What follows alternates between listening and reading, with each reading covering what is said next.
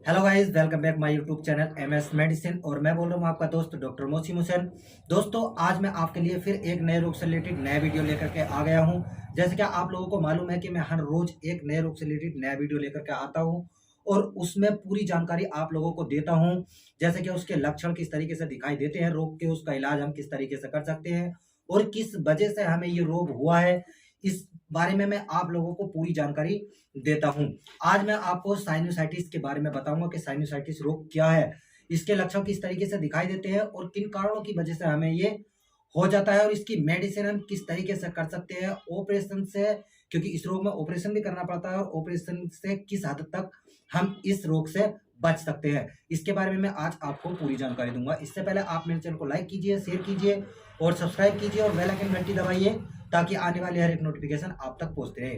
दोस्तों चलो चलते हैं इसके लक्षणों की ओर।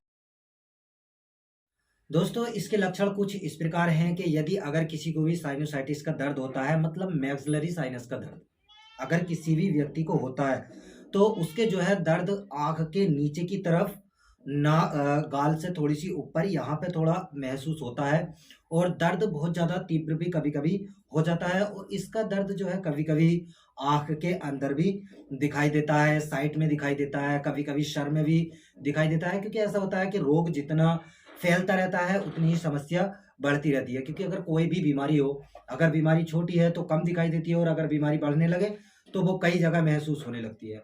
तो इसी तरीके से मैक्सिलरी साइनस का जो दर्द होता है, तो वो आँख के नीचे शुरू में आँख के नीचे, नाक के ऊपर यहाँ पे कुछ दिखाई देता है और नाक के बाँसों के अंदर दिखाई देता है।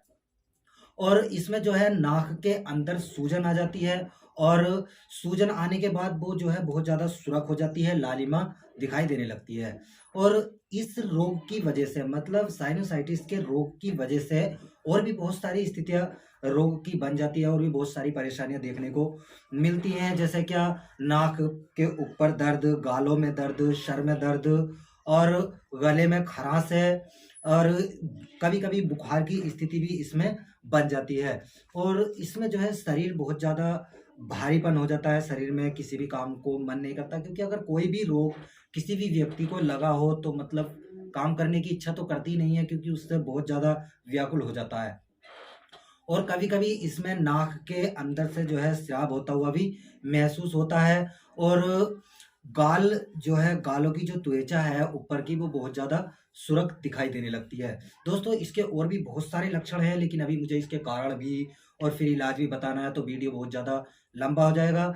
इसीलिए अब मैं इसके जो मेन लक्षण है वो मैंने आपको बता दिए। तो इस तरीके से जो है इसके मैक्सिलरी साइनस के जो है लक्षण दिखाई देते हैं। अब मैं आपको इसके कारणों के बारे में बताऊँगा कि ये किन कारणों की वजह से आपको जो है साइनोसाइटिस का दर्द हो सकता है।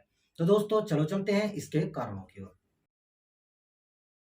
तो दोस्तों, इसके कारण कुछ इस प्रकार हैं कि साइनोसाइटिस का रोग किस कारण होता है आखिरकार। मतलब यदि अगर आपकी नाक में इन्फेक्शन हुआ है, किसी भी वजह से हुआ हो, जुकाम से, खांसी से या सर्दी लगने की वजह से आपकी नाक में इन्फेक्शन हो गया, तो उसकी वजह से भी आपको जो है साइनोसाइटिस की समस्या हो सकती है।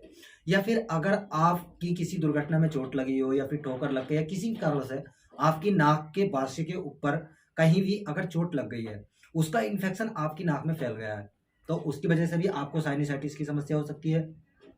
या फिर आप किसी डॉक्टर से अपना खराब दांत निकलवाते हो और वहां पे आपके इन्फेक्शन हो गया है, तो उसकी वजह से भी ये समस्या आपको हो सकती है। या फिर आपकी नाक का वासा टेढ़ा है, मतलब कुछ लोग होते हैं ऐसे जिनकी नाक टेढ़ी होती है, तो उनमें भी जो है साइनसाइटिस की समस्या बहुत ज्यादा बन जाती है। क्यों? क्योंकि उनकी नाक में जो है नाक जो है बंद हो जाती है और उसकी वजह से जो है ये समस्या उनको हो सकती है। या फिर अगर किसी व्यक्ति को विटामिन की कमी है, मतलब उसके शरीर में विटामिन की कमी चल रही है, तो उसकी वजह से भी जो है साइनोसाइटिस की समस्या उसको हो सकती है। या फिर आपको खांसी हुई है, जुकाम हुई है, ठंड लगी है, नज़ला हुआ है, तो उस कारण की वजह से भी आपको जो है साइनोसाइटिस की समस्या हो सकती है और आपको मैक्सिलर साइनस का दर्द जो है उठ सकता है। तो दोस्तों, यही थे इसके कारण, जिन कारणों की वजह से आपको साइनोसाइटिस की समस्या हो सकती है। अब मैं आपको इसके इलाज के बारे में बताऊंगा कि आप इसका इलाज किस तरीके से कर सकते हैं। तो दोस्तों चलो चलते हैं इसके इलाज की ओर। दोस्तों इसका इलाज हम कुछ इस प्रकार कर सकते हैं कि यदि अगर किसी को भी साइनसाइटिस की समस्या है तो इलाज दो प्रकार से हो सकता है। एक तो मेडिसिन के जरिए आप जो है उसका इलाज कर सकते हैं, दूसरा ऑपरेशन के जरिए जो है उसकी सर्जरी हो सकती है। ऑपरेशन दो प्रकार का होता है, एक छोटा ऑपरेशन और एक बड़ा ऑपरेशन। मरीज की स्थिति देख के जो है डॉक्टर कोई सा भी जो अच्छा होता है वही ऑपरेशन कर देते हैं। और ऐसे मरीज को जो है अगर आप मेडिसिन द्वारा इसका इलाज कर रहे हैं तो ऐसे मरीज को जो है स्वस्थ वातावरण में रखना चाहिए, ठीक है। और उसमें जो है दर्द के लिए उसको एस्प्रिन जैसी टैबलेट देनी चाहिए दर्द के लिए, या फिर उसमें जो है एंटीबायोटिक टैबलेट चलनी चाहिए। जैसे क्या ओडोक्सिल टैबलेट आती है 500 mg में, 250 mg में, 125 mg में, ये दे दो। या फिर महासे प्लस या फिर अम्लो का मतलब टैक्सिम इंजेक्शन आता है, या फिर मोनोसेफ इंजेक्शन, मिकासिन इंजेक्शन आता है। मतलब ये हाई क्वालिटी की जो एंटीबायोटिक होती हैं ये आप जो है मरीज की आवश्यकता अनुसार मरीज को दे सकते हैं। और इसमें जो है आप एंटी एलर्जी टैबलेट भी चलाएं, क्योंकि इसमें जो है एंटी एलर्जी टैबलेट की बहुत ज़्यादा समस्या होती है, क्योंकि नाक के बासे में जो है एलर्जी इस रोग में बहुत ज़्यादा आती है। तो उसमें जो है आप एबिल जैसी टैबलेट चला सकते हैं, एबिल, बेटनिसोल या फिर सिट्राजिन टैबलेट, ये तीनों भी मिला के आप जो है मरीज की आवश्यकता अनुसार मरीज को दे सकते हैं। या फिर आप जो है इसमें नेजल ड्रॉप डाल सकते हैं नाक के अंदर, क्योंकि ये नेजल ड्रॉप जो है हमारे नाक के बासे को साफ करने में बहुत अच्छी कारगर होती है, नाक को जो है साफ कर देती है।